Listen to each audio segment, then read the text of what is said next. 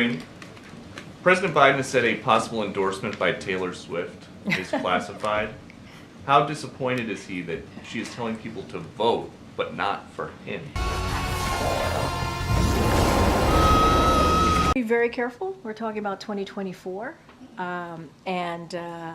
So I can't comment on what Taylor Swift is saying or not saying. I have no idea. I've not seen those statements. And I'll just leave it there. Okay. Be mindful. Different topic. How's President Biden going to fix the border if he can go years without talking to the head of Border Patrol?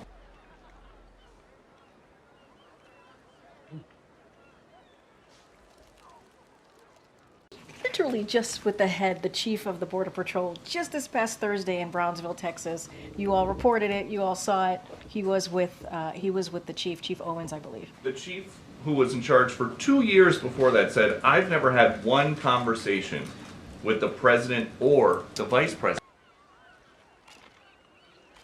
We'll say about Chief, you're talking about Chief Ortiz. This is Chief Ortiz. Yeah. So he was invited, I believe, to participate in the president's first trip visit to El Paso, which was back in January of 2023, and he did not attend. He was invited, but he was invited. He is... Помоги мне.